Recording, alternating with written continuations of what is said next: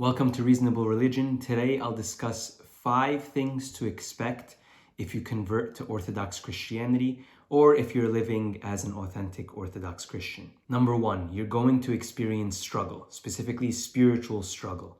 So it's one of the hallmarks that you know that you are on the good path is that you do experience this internal struggle. And this is for one of at least 2 reasons. For one, it's the purgation of those things that are bad inside of you. So if there's evil lurking in, if there are addictions and attachments, the purgation of those attachments and addictions and evils is painful. If you persist in comfort, then you know there's something not quite right about the path you're embarking on. And the second likely reason that you're experiencing this struggle is because of opposition, be it the demonic powers, be it other institutions, other people around you. Whatever it is, alignment with goodness always receives opposition. Careful in this first point, it doesn't mean that when you become an Orthodox Christian, all of a sudden you stand out above everybody else and you exalt yourself and you're triumphalistic and prideful and arrogant. And so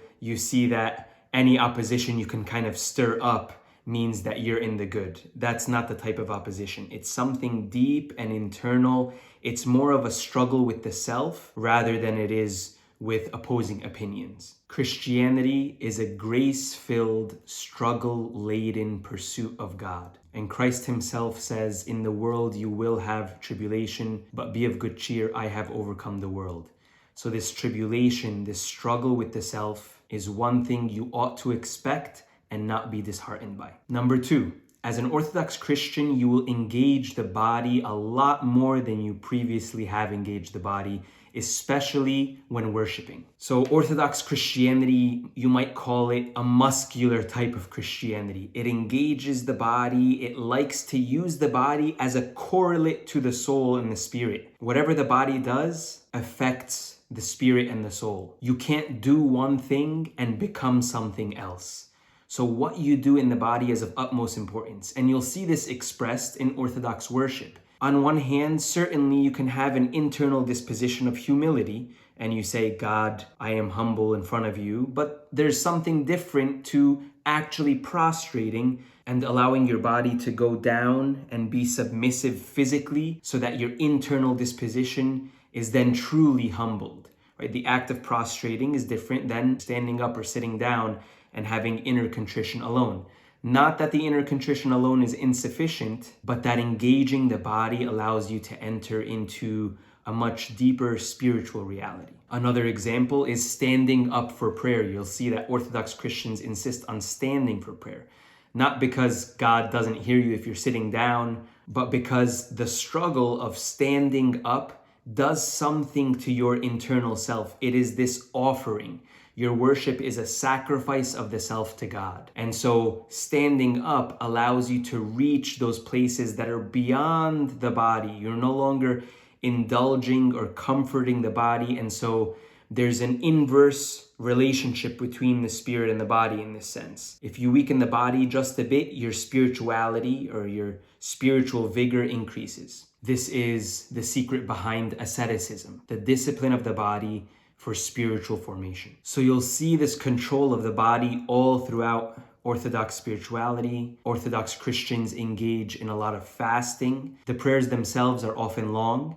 And this is so that, again, you can purge those things inside of you that are opposed to goodness, to the will of God. And it takes time to pray. And so when you stand up, there is this shedding of those things even in your intellect. And that brings me to the third point. Orthodox Christianity insists that reason and the intellect are of utmost importance, but they are insufficient on their own in grasping the fullness of truth. Truth claims should not be against reason, but oftentimes in order to really get to know God intimately, you need to engage all other components and dimensions of human existence.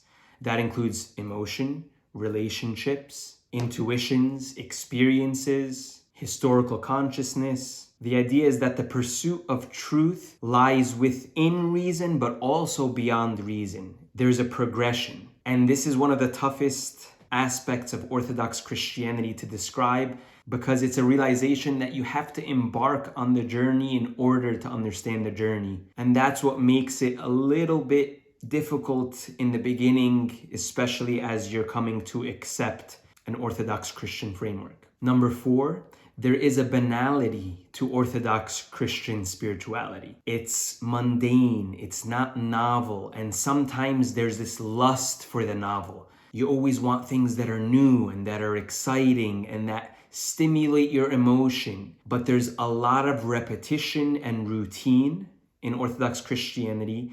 Not that it ought to become something stale, but that habituation is central to Orthodox Christianity.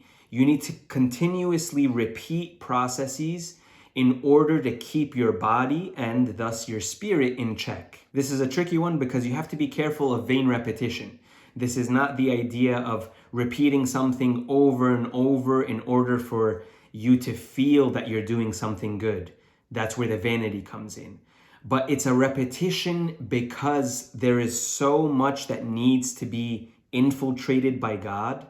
And there are so many crevices within the human that require the grace of God that we often repeat the same prayers, read the same parts of scripture, because the human experience is so complex.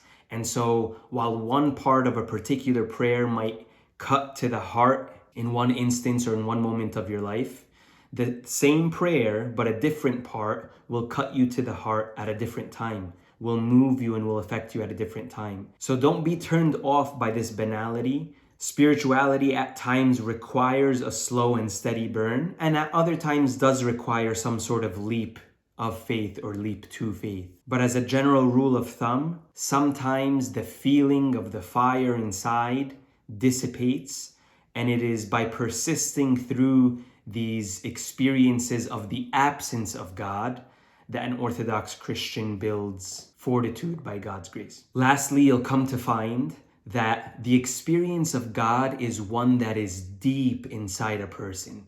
It is not as flashy as some of us might want it to be. It is not as grandiose, but it is this deep experience of peace and joy and love. And this type of love is a type of love that allows you to go outside of yourself, sacrificing to and for others. The experience of God is humble, and it is observant, and it is ready to be present with the other. It is not something to be described over YouTube like this. It is not something to be dissected or systematized into some academic book. It is this realization that when one empties himself or herself in this sacrificial love of God, agape, that a person actually finds himself or herself. By emptying yourself, you are filled. By forgetting yourself, you remember who you're meant to be. By losing yourself, you find yourself. So while a lot of these points seem painful and difficult, which might signal us to it being good,